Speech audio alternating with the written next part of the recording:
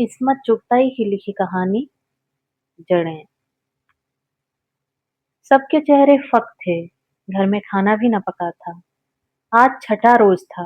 बच्चे स्कूल छोड़े घरों में बैठे अपनी और सारे घर वालों की जिंदगी बवाल किए दे रहे थे। वही मार कुटाई, धौल धप्पा, वही ऊधम और कलाबाजियां, जैसे 15 अगस्त आया ही न हो। कम वक्तों को ये भी ख्याल नहीं कि अंग्रेज चले गए और चलते चलते ऐसा गहरा घाव मार गए जो बरसों रिसेगा। हिंदुस्तान पर अमल ए ज़र्रा ही कुछ ऐसे लुंजे हाथों और खुट्टल नश्तरों से हुआ है कि हजारों शरेआनें कट गई हैं, खून की नदियां बह रही हैं। किसी में इतनी सकत नहीं कि टांका लगा सके। कोई और मामूली दिन होता तो कमबख्तों से कहा जाता, बाहर काला मुंह करके गदर मचाओ। लेकिन चंद रोज से शहन की फिजा ऐसी गलीज हो रही थी कि शहन के सारे मुसलमान एक तरह से नजरबंद बैठे थे। घरों में ताले पड़े थे और बाहर पुलिस का पहरा था। लिहाजा कलेजे के टुकड़ों को सीने पर कोदों दलने के लिए छोड़ दिया गया।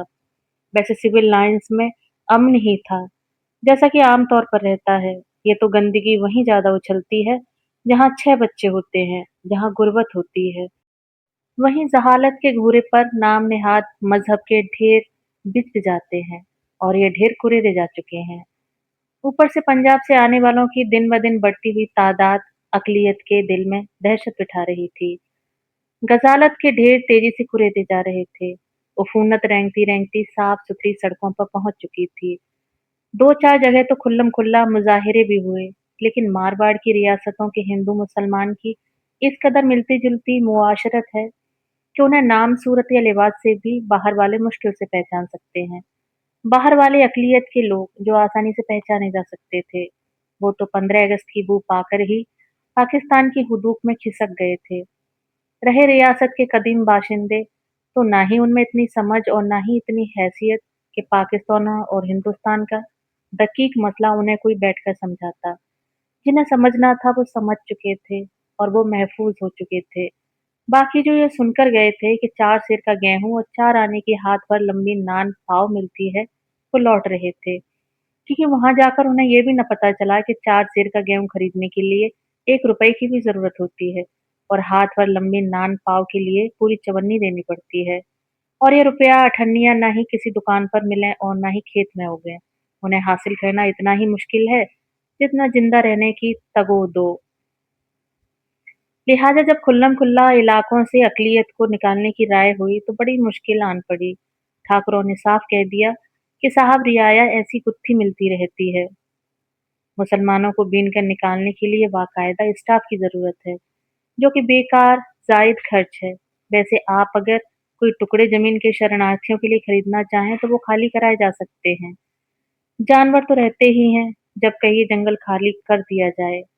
अब बाकी रह गए चंद गिने चुने खानदान, जो या तो महाराजा के चेले चाटों में से थे और जिनके जाने का सवाल न था, या वो जो जाने को तुले बैठे थे। बस बिस्तर बंध रहे थे। हमारा खानदान भी उसी फेहरिस्त में आता था। जब तक बड़े भाई अजमेर से ना आए थे, कुछ ऐसी जल्दी न थी, मगर उन्होंने तो आकर बौखला ही दिया। फिर भी किसी ने ज्यादा अहमियत नहीं दी। वो तो शायद किसी के कान पर जूं न रेंगती और बरसों असबाब न बंध चुकता जो अल्लाह भला करे छब्बा मियाँ का, वो पैतरा न चलते। बड़े भाई तो जाने ही वाले थे, कह कह कर हार गए थे। तो मियाँ छब्बा ने क्या किया कि एकदम स्कूल की दीवार पर पाकिस्तान जिंदाबाद लिखने का फैसला कर लिया। रूपचंद जी के बच्चों ने इसकी मुखालिफत की और फौरन बिगाड़कर अखंड हिंदुस्तान लिख दिया। नतीजा ये कि चल गया जूता और एक दूसरे ही को सफाए हस्ती से मिटाने की सही फरमाई गई। बात बढ़ गई, हत्ता की पुलिस बुलाई गई और जो चंद गिनती के मुसलमान बचे थे, उन्हें लारी में भरकर घरों को भिजवा दिया गया। अब सुनिए कि जो ही बच्चे घर में आए, हमेशा हैजा ताउन के सुपुर्द करने वाली माएं ममता से बेकरार होकर दौड़ी और उन्हें कलेजे से लगा लिया गया।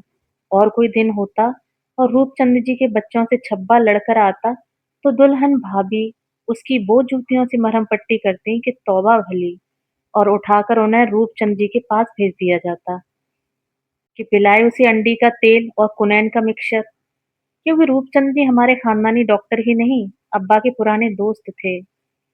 डॉक्टर साहब की दोस्ती अब्बा से, उनकी बेटियों की भाइयों से, बहुओं की हमारी भावजों से और नई पौध की नई पौध से आपस में दांत काटी रोटी की थी।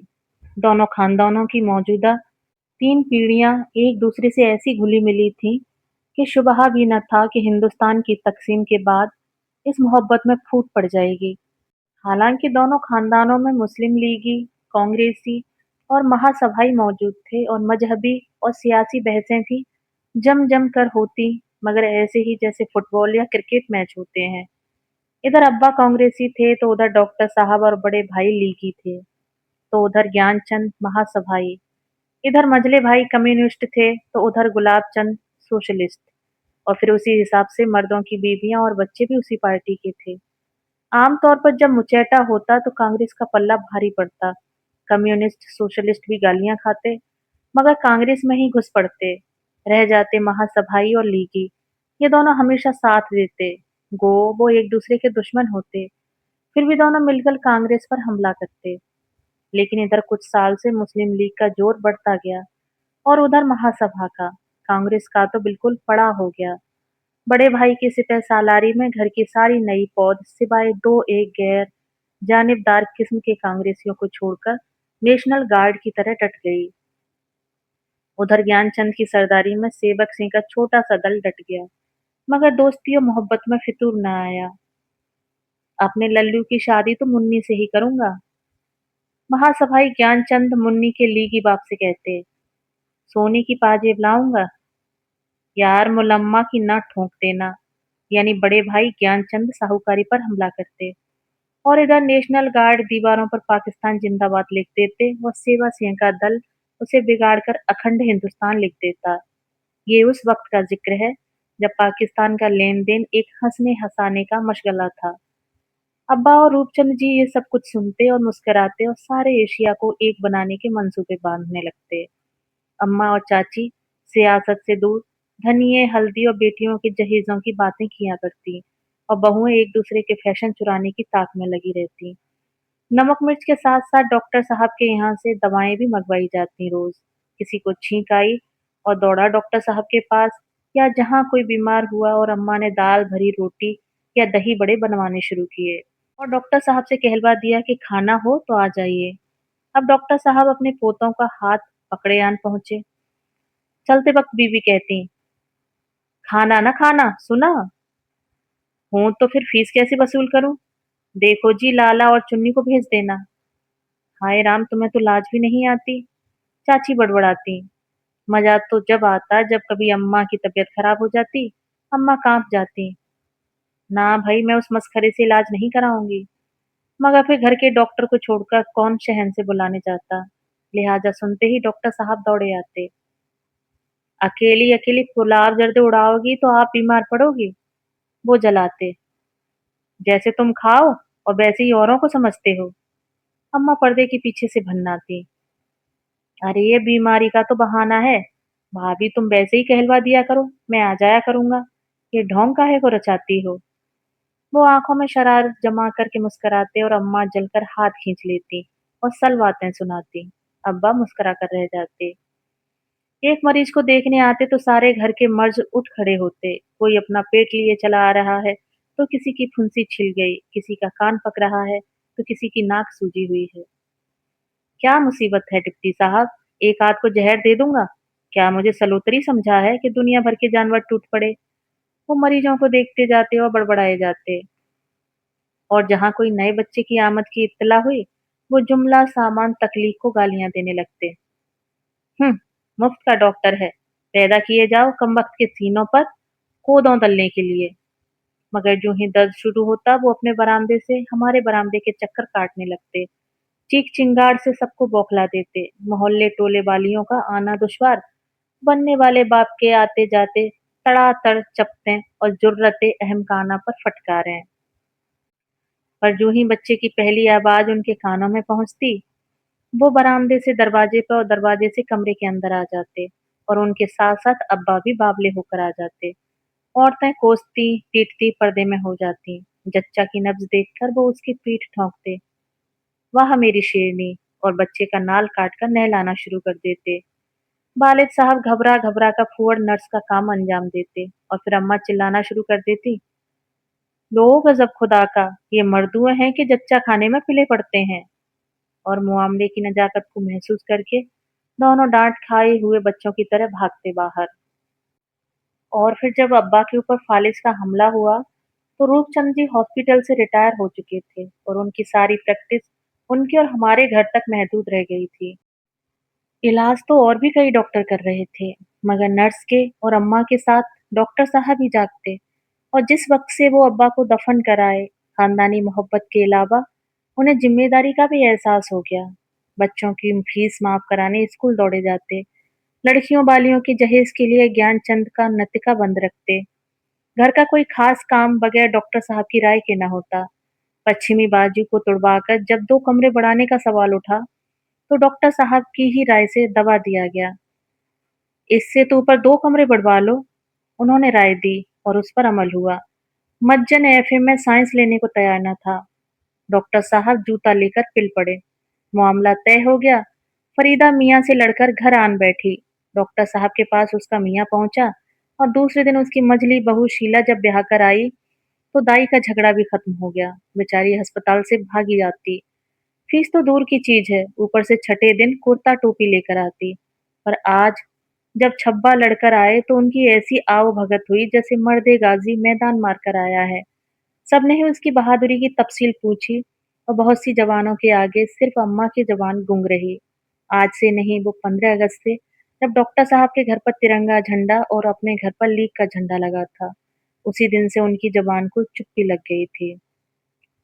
उन दो झंडों के दरमियान मीलों लंबी चौड़ी खलीज हायल हो गई, जिसकी भयानक गहराई को वो अपनी गमगीन आंखों से देख देख कर लर्जा करती। फिर शरणार्थियों का गलबा हुआ। बड़ी बहू के मैके वाले बहावलपुर से माल लुटाकर और मुश्किल जान बचाकर जब आए, तो खलीज का दहाना चौड़ा हो गया। फिर रावलपिंडी से जब निर्मला के ससुराल वाले नीम मुर्दा हालत में आए, तो उस खलीज में अजदहे फुंकारे मारने लगे। जब छोटी भाभी ने अपने बच्चे का पेट दिखाने को भेजा, तो शीला भाभी ने जल्दी से नौकर को भगा दिया और किसी ने भी इस मामले पर बहस मुबाहिसा नहीं किया। सारे घर के मर्ज एकदम रुक गए। बड़ी भाभी तो अपने हिस्टीरिया के दौरे भूलकर लपाझप असबाब बांधने लगी। मेरे ट्रंक को हाथ न लगाना। अम्मा की जुबान आखिर को खुली और सब हक्का बक्का रह गए। क्या आप नहीं जाएंगी? बड़े भैया तुर्शी से बोले। नौज मुई में सिंधनों में मरने जाऊं, अल्लाह मारियां बर के पजामे फड़काती फिरे हैं, तो संजले के पास ढाका चली जाइए। वो काहे को ढाका जाएगी? कहीं की मुंडी काटे बंगाली तो चावल हाथों से लिसेड़ लिसेड़ कर खावे हैं। संजले की सास मुमानी बी ने ताना दिया। तो रावलपिंडी चलो फरीदा के यहाँ। खाला बोली। तौबा मेरी, अल्लाह पाक पंजाबियों के हाथे किसी की मिट्टी पलीद ना कराए। मिट गई दो जखियों की तो जबान बोले है। आज तो मेरी कम सुखन अम्मा पटा-पटा बोले चली जा रही थीं। "ऐ बुआ, तुम्हारी तो वही मिसाल हो गई कि ऊंचे के नीचे बहरिये के पेड़ तले। बेटी तेरा घर न जानो। ऐ बी, ये कट्टो गिलहरी की तरह गमजा मस्तियां की बादशाह ने बुलाया। लो भाई झमझम करता हाथी भेजा कि चक चक, ये तो काला काला के घोड़ा भेजा। चक चक, ये तो लात हैं झाड़े के।" बावजूद की फिजा मुकद्दर सी थी, फिर भी कह कहा पड़ गया। मेरी अम्मा का मुंह और फूल गया। क्या बच्चों की सी बातें हो रही हैं? नेशनल गार्ड के सरदार आला बोले, जिनका सर न पैर। क्या इरादा है? यहाँ रहकर कट मरे। तुम लोग जाओ, अब मैं कहाँ जाऊंगी? मेरा आखिरी वक्त। तो आखिरी वक्त में काफिरों से गत बनवाओगी? खाला भी पोटलियां गिनती जाती हैं और पोटलियों में से सोने चांदी के जेवर से लेकर हड्डियों का मंजन, सूखी मेथी और मुल्तानी मिट्टी तक थी। उन चीजों को वो ऐसे कलेजे से लगाकर ले जा रही थीं गोया पाकिस्तान का स्टर्लिंग बैलेंस कम हो जाएगा। 3 दफा बड़े भाई ने जलकर उनकी पुराने रोहड़ की पोटलियां फेंकी, पर वो ऐसे चिंगाड़ी गोया ये दौलत न गई तो पाकिस्तान गरीब रह जाएगा। और मजबूरन बच्चों के मुंह से डूबी हुई गदेलों की रुई के पुलंदे बांधने पड़े। बर्तन बोरों में भरे गए। पलंगों की पाएं पटिया खोलकर झुलंगों में बांधी गईं। और देखते ही देखते जमा जमाया घर टेढ़ी मेढ़ी गठरियों और बगचों में तब्दील हो गया। और सामान के पैर लग गए हैं और कुलांचे भरता फिरता है। जरा सुस्ताने को बैठा है और फिर उठकर नाचने लगेगा। पर अम्मा का ट्रंक जूं का त्यों रखा रहा। आपका इरादा यहाँ मरने का है तो कौन रोक सकता है? भाई साहब ने आखिर में कहा। और मेरी मासूम सूरत की भोली सी अम्मा भटकती आंखों से गदले आसमान को तकती रहीं, जैसे वो खुद अपने आप से पूछती हों, कौन मार डालेगा और कब? अम्मा तो सठिया गई हैं, इस उम्र में अकल ठिकाने नहीं। मझले भाई कान में खुसफुसाए। क्या मालूम उन्हें कि काफिरों ने मासूमों पर तो और जुल्म ढाए हैं। अपना वतन होगा तो जानो माल का तो इत्मीनान रहेगा। अगर मेरी कम सुखन अम्मा की जबान तेज होती तो वो जरूर कहती, अपना वतन है किस चिड़िया का नाम। लोगों, बताओ तो वो है कहाँ अपना वतन? जिस मिट्टी में जन्म लिया, जिसमें लोट पोट कर बड़े पले, वही अपना वतन न हुआ। तो फिर जहाँ 4 दिन को जाकर बस जाओ, वो कैसे अपना वतन हो जाएगा? और फिर कौन जाने वहां से भी कोई निकाल दे, कहे जाओ नया वतन बसाओ। अब यहाँ चरागे सहरी बनी बैठी हूँ। एक नन्हा सा झोंका आया और वतन का झगड़ा खत्म। और ये वतन उजाड़ने और बसाने का खेल कुछ दिलचस्प भी तो नहीं। एक दिन था मुगल अपना वतन छोड़कर नया वतन बसाने आए थे। आज फिर चलो वतन बसाने। वतन न हुआ पैर की जूती हो गई। जरा तंग पड़ी, उतार फेंकी, दूसरी पहन ली। मगर वो खामोश रहीं और उनका चेहरा पहले से ज्यादा थका हुआ मालूम होने लगा, जैसे वो सदियों से वतन की खोज में खाक छानने के बाद थक कर आन बैठी हों और इस तलाश में खुद को भी खो चुकी हों। सर आए पैर गए, मगर अम्मा अपनी जगह पर ऐसे जमी रही जैसे बड़ के पेड़ की जड़ आंधी तूफान में खड़ी रहती है। पर जब बेटे बेटियां, बहुएं दामाद, पोते पोतियां, नवासे नवासियां, पूरा का पूरा काफिला बड़े फाटक से निकलकर पुलिस की निगरानी में लारियों में सवार होने लगा, तो उनके कलेजे के टुकड़े उड़ने लगे। बेचैन नजरों से उन्होंने खलीज के उस पार बेकसी से देखा। सड़क बीच का घर इतना दूर लगा जैसे दौरे उफुक पर कोई सरगर्दा बादल का लुक्का। रूपचंद जी का बरामदा सुनसान पड़ा था। दो एक बार बच्चे बाहर निकले, मगर हाथ पकड़कर वापस घसीट लिए गए। पर अम्मा की आंसू भरी आंखों ने उन आंखों को देख लिया जो दरवाजे की झुर्रियों और चक्कों के पीछे नमकान हो रही थी। जब लारियां धूल उड़ाकर काफिले को लेकर सिधारी, तो एक बाईं तरफ की मुर्दा हिस्स ने सांस ली। दरवाजा खुला और बोझल कदमों से रूपचंद जी चोरों की तरह सामने के खाली ढंढार घर को ताकते निकले और थोड़ी देर तक गुबार के बगुलों में बिछड़ी हुई सूरतों को ढूंढते रहे। और फिर उनकी नाकाम निगाहें मुजरिमाना अंदाज में उजड़े दैर में भटकती हुई वापस जमीन में धंस गई। जब सारी उम्र की पूंजी को खुदा के रहमो करम के हवाले करके अम्मा ढंढार सहन में आकर खड़ी हुई, तो उनका बूढ़ा दिल नन्हे बच्चे की तरह सहम कर कुम्भला गया, जैसे चारों तरफ से भूत आनकर उन्हें दबोच लेंगे।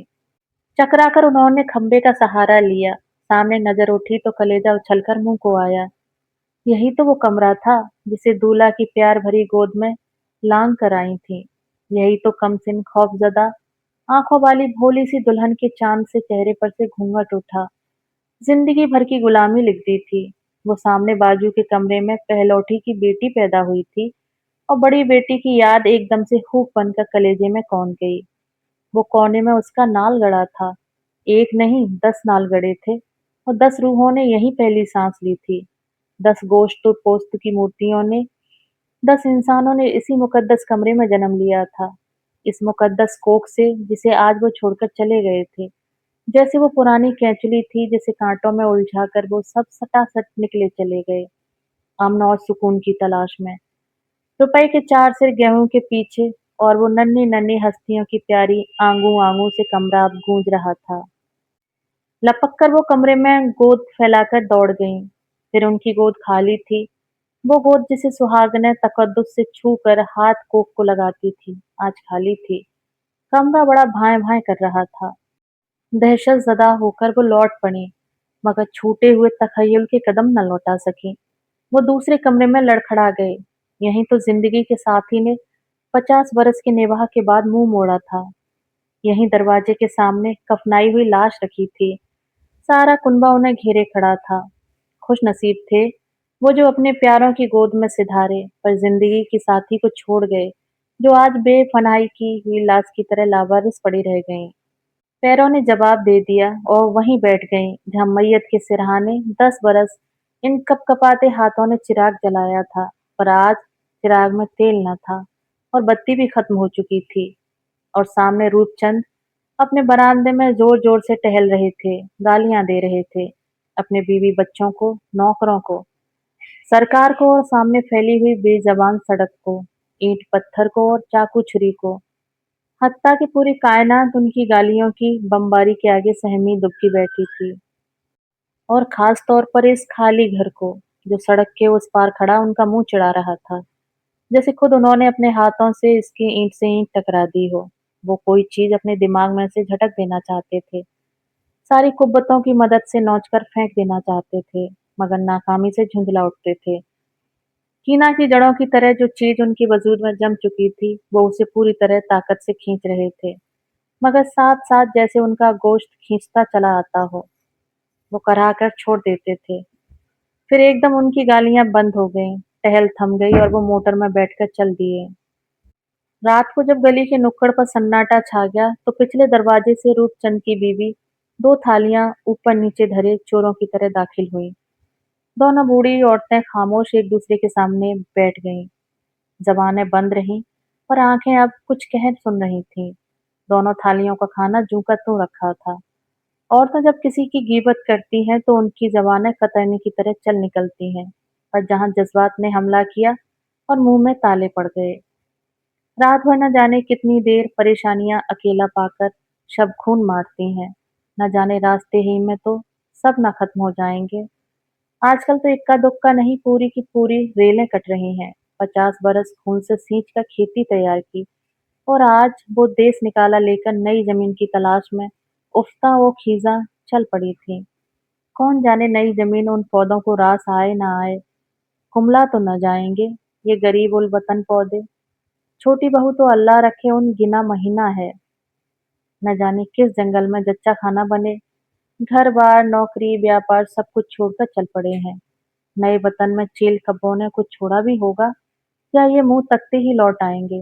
और जो लौट कर आएंगे और जो लौट कर आए, तो फिर से जड़ें पकड़ने का भी मौका मिलेगा या नहीं।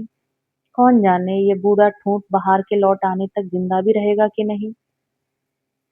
घंटों सड़न बावलियों की तरह दीवार पाखों से लिपट लिपट कर जन न जाने क्या बकती रही, फिर शल होकर पड़ गई। नींद कहाँ। सारी रात बूढ़ा जिस्म, जवान बेटियों की कटी फटी लाशें, नौ उम्र बहुओं के बरहना जुलूस और पोतों नवासों के चिथड़े उड़ते देख देख कर थर्राता रहा। न जाने कब गफलत ने हमला कर दिया कि एकदम ऐसा मालूम हुआ कि दरवाजे पर दुनिया भर का गदर ढह पड़ा है। जान प्यारी न सही, पर बिना तेल का दिया भी बुझते वक्त कांप तो उठता ही है। और फिर सीधी सादी मौत ही क्या बेरहम होती है, जो ऊपर से वो इंसान का भूत बनकर आए। सुना है बूढ़ियों तक को बाल पकड़कर सड़कों पर घसीटते हैं, यहाँ तक कि खाल छिलकर हड्डियां झलक आती हैं। और फिर वही दुनिया के वो अजाब नाजिल होते हैं, जिनके ख्याल से दोजख के फरिश्ते भी जल्द पड़ जाएं। दस्तक की घन गरज बढ़ती जा रही थी। मलकुल मौत को जल्दी पड़ी थी न। और फिर आप से आप सारी चटकिनियां खुल गईं। बत्तियां जल उठीं, जैसे दूर कुएं की तह से किसी की आवाज आई। शायद बड़ा लड़का पुकार रहा था।